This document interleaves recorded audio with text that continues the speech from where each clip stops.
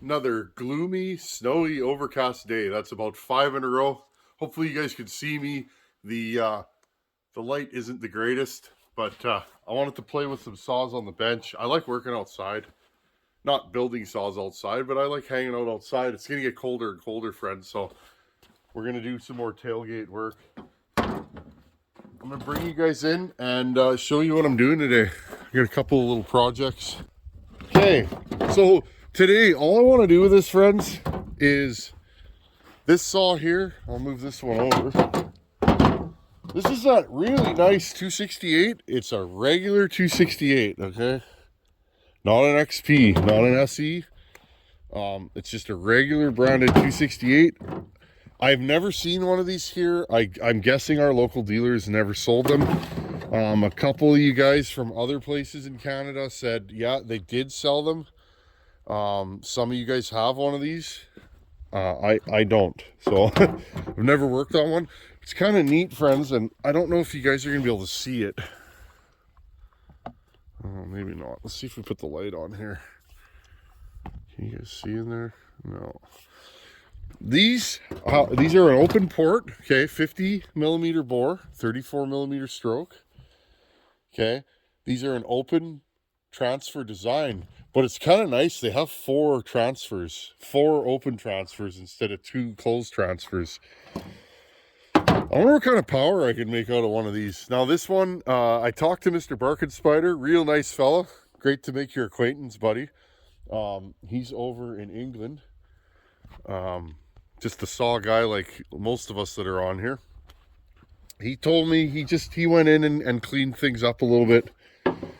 You know, a little bit of intake and exhaust work. And then he mailed this saw to Buchan, okay? As a gift, you know? Nice gift. It's got a full wrap that looks like somebody made and did a decent job. When you guys look, here's the factory full wrap. Looks pretty bang on to me. That's nice. He mailed this to Buchan, and I guess I don't have the full story, friends, but I guess Buchan ran this saw, and it was going lean, full, and straight on its butt. No power. It seems to run good. I ran this thing on the bench, friends, and it runs fine for me. Maybe it won't run good today. I've started a couple times. It starts. Here's another look at something interesting, friends. Here's the latest style clutch, okay? With the three springs, the 3 C springs. Here's like a mid-style clutch with the 3 coil springs. I like both of these clutches. The single spring clutches, when they're worn, which they usually are, these are both good. What'll end up happening, the saw will want to idle faster than the clutch will want to be happy. So what ends up happening is the clutch starts to grab and you have a saw with a chain that spins. So I prefer these style clutches. Either or is good. This is my favorite, but these work pretty good too. So anyways, enough flopping. This saw here, Buchan left it when he came and visited. That was a lot of fun, friends. If you didn't see those videos, go back in the channel, 2 months ago, something like that. And Buchan and Morgan from Wild West Garage showed up here, and we had some fun. It was actually pretty neat. Okay, so this saw needs a muffler. Just gonna grab my T-handle here. Again, friends, this saw is minty. I think he rebuilt it. Again, can you see there's a few little scratches up and down on it. I don't know if you guys can see that. Okay, right there, there's a little scratch on it. Okay, no big deal. That's normal. Like I said, when you port a saw, you're getting rid of some of the plating, and you end up with little tiny wee scratches. Okay, this is actually the correct muffler for this saw, so I'm going to run it. It's these and the 272s had the same muffler. It's a big can. These only fit. Oh, this one might not fit. Okay, friends, well, I'm gonna have to change to the muffler off Hogan's saw. These cans, this one has a dual port, and I forgot the top cover for the saw that this went on. I had to notch it. These big cans only fit on these saws. These will not fit underneath a 266 top cover without touching a little bit. I am running this on Hogan's saw sparingly. Now it's winter, so it's cold out. I won't be melting his top cover. During the summer though, it would probably destroy a good top cover, so be aware of that. You can put some tin tape or aluminum foil tape underneath the top cover to create a heat shield. That works. I should show you guys that sometime.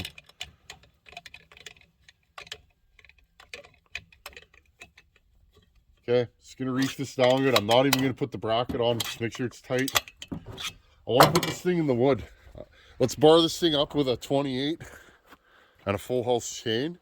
Fire this thing up and let's see what it does today. Maybe this will be a good chance to show you guys a saw that runs good on the bench but doesn't run worth a darn in the wood. It does happen. Just because something runs without a bar and a chain doesn't mean it's going to run in the wood.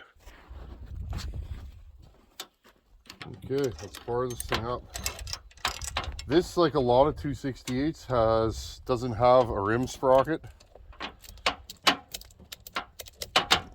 This chain's a little too short, but it works. I wonder if I got a dog for this. While it's here. I've never been a huge fan of the newer saws on this chassis, like the 268 and the 272. I don't know what they did to them, friends. They got bigger. A 268 has a little bit better port timing and it has bigger transfers. What I've noticed over the years working on them, I used to have a 268, but they don't run as good. I think it's the muffler. I really do. Okay, let's move you guys over here. Let's fire this thing up. How does she run?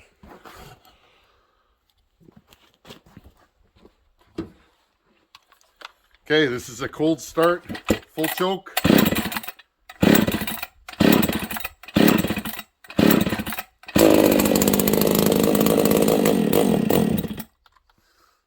This thing's probably a little lean.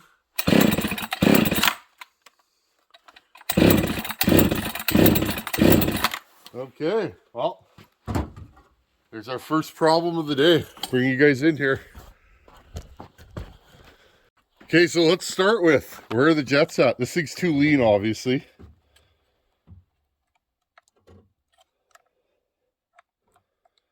Okay, so I usually just use that as my gauge. Half, 1.5. Well, that should be bang on for. Okay, I'm gonna take the top cover off. Okay, notice this has the 272 airbox on it. These all have that, I guess even the open port ones. Okay, 1.5. That's a bit much, but friends, it is cold out. Cold air is denser, so therefore you got to add more fuel to it. That was at about 7/8. I'm going to run her at about 1. Now, on these Tillotssons, yeah, that looks like a Tilly there. On these Tillotssons, the high and low kind of share a little bit of fueling. If you lean out the high jet, you will also slightly lean out the low jet on these.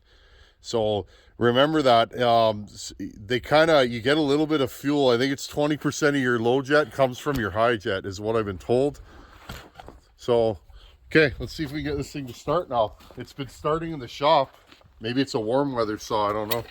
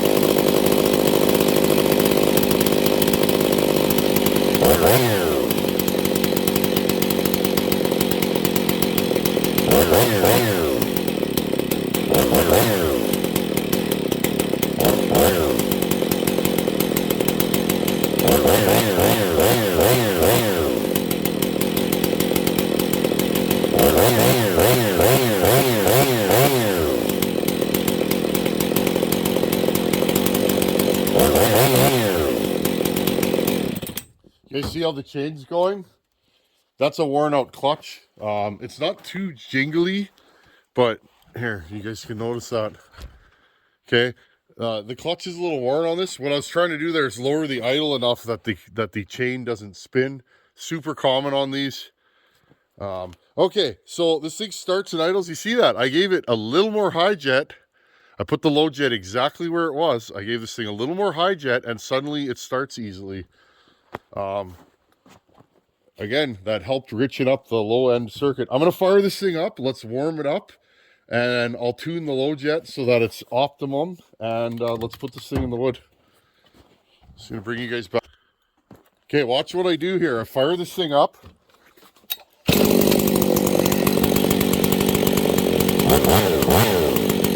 Warm this thing up so that it's at operating temperature.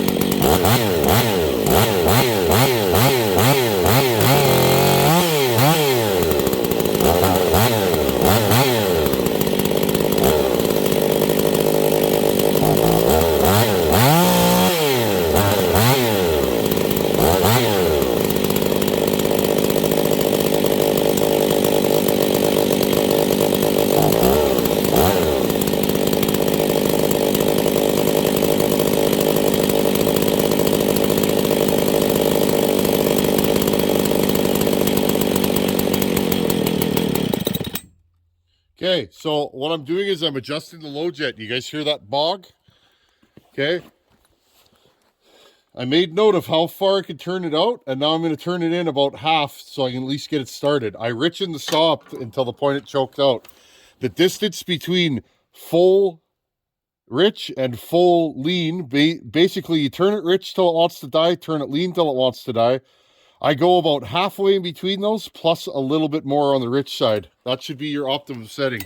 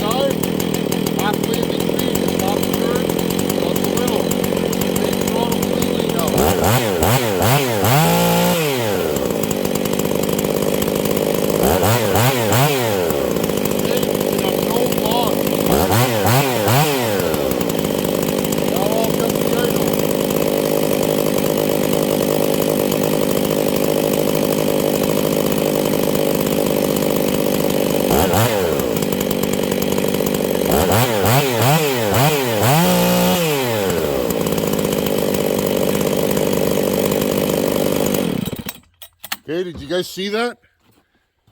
It was one full turn all the way out until it started to get too rich and wanted to die. Then I turned it in until it wanted to die. That was one full turn from lean to rich. I then turned it out in between as half a turn, and then I just went yink, shook that way, and you guys can hear it. Okay, now the high jet, because this saw has fueling issues, that's why I'm spending so much time setting it up. The high jet, did you hear a nice clean 4-stroke? Let's listen for that.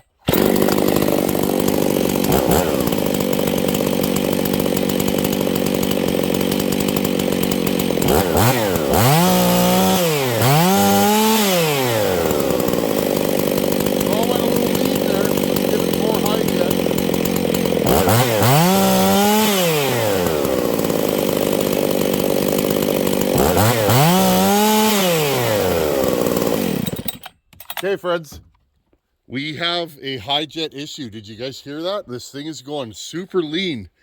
Okay, I'm going to turn this high jet out another quarter turn. It should be way too rich right now, but it's not, right? Listen, it goes, bleh, okay? That's dangerous. If you were running this saw like that, you'd probably pop it. So we have a fueling issue.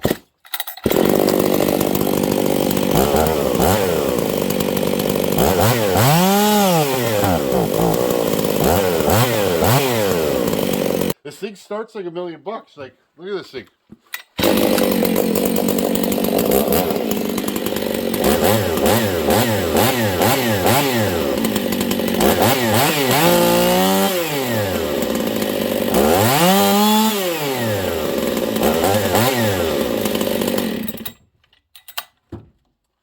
I hope you guys heard that. It started and ran awesome. I started pulling the trigger. Notice it was beautiful. Nice trigger response. It 4-stroked the first couple times. By third or fourth time, I poked the throttle and let it go right up there. It started to run out of fuel. You guys could hear that. Listen again. I'll fire this thing back up. The first couple times I run it, it's got lots of fuel, but then listen for a slight bog on the bottom. That's because it's too lean. It doesn't have enough fuel on the bottom. And then when it gets up top, it doesn't 4-stroke. Let's listen again. And again, I'm doing this sparingly. If I keep revving this saw to the moon lean, I will score the piston eventually. I don't want to do that. I'd like to run this thing and see how it runs. I've never run an open port 268. But listen again for that little stumble at the bottom and then the leanness at the top. This is important stuff if you're going to run saws. This thing starts really nice. Oh.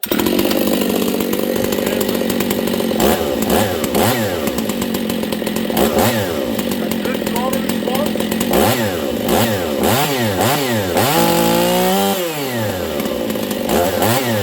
You guys hear that bog?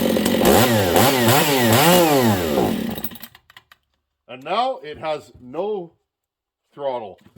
So this thing just shut off, friends, like 100% shut off. Let's try it again. Does it restart?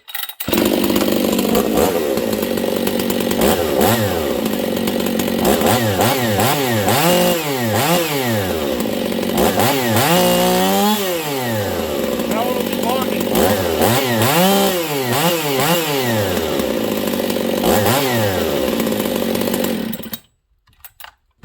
Okay, friends.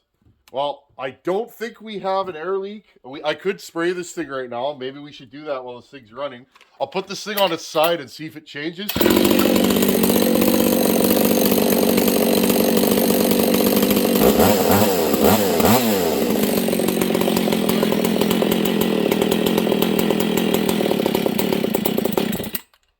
Interesting. Maybe we do have an air leak.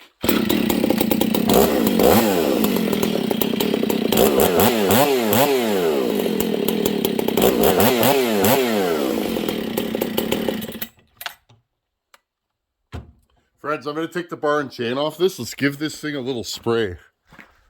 Okay, before I let you guys go, quick and dirty crank seal test. Now, these have those little seals underneath the oil pump. Okay, and there's a crank seal in there. I'm going to shoot a little brake clean, okay, into those two areas without getting it into the intake, which is on the bottom of the air filter, or it will die instantly. Let's see if we got an air leak.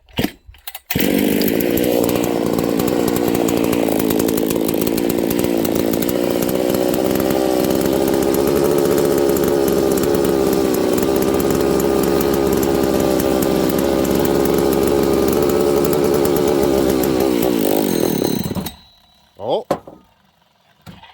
let's see if it'll restart. I think we got her.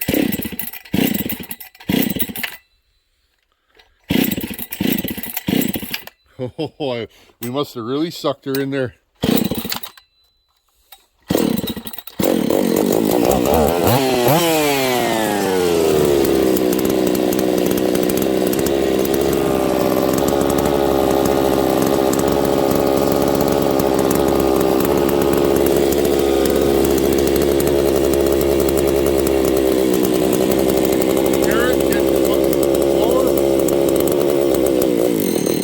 There you go. There's our problem, friends. We have a leak on the crank seal side. I don't think I got any up into here. I really had to spray it in there. There's no nozzle on this unit here, but did you guys hear that? I hope you guys saw that. That is how I test for air leaks. I do vacuum pressure test once in a while. Problem is with vacuum pressure testing, friends, and I'm going to be honest, I work on so many different saws, mostly Husqvarna's, but you need block off plates that actually work for every type of saw.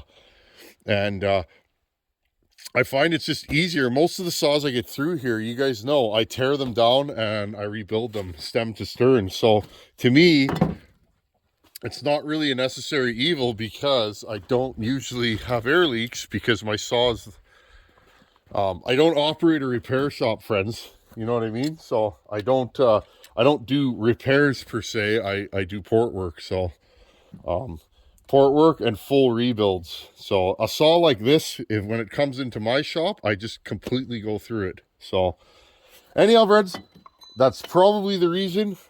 Again, we won't know. This thing oils really well. And it's nice. This is a clean saw. Like very little wear on the cases. A little bit of slop on the clutch, but it is what it is. I mean, the handle's in nice shape. And it's nice. It's real nice. And again, 268 open transfer. A saw that I have never had. I've had a 268, but not one with open transfer. So my initial thought, when this saw is running good, it feels snappy. It feels like a 266 to me. Whether it makes 266 power, I won't know. But now also, friends, I do have a ported muffler on this, which will exacerbate a lean condition. If your carburetor is having a hard time getting enough fuel, it's going to have a really hard time with an open carb on it, or an open muffler. So, okay, well, I hope you guys got something out of that video. I like to show you guys the process and then how to fix it. I'm having a bear of a time getting this back on here. We'll just leave it. But I like to show you guys the process of how to diagnose. I want you guys to learn how to fix your own stuff, right? That's the best. When you can fix your own machines and keep them running, that's a great feeling. And if I can help you guys do that, I always will. Awesome. Okay, well, next time we work on this saw, we'll pull the oil pump off and see what lurks behind there.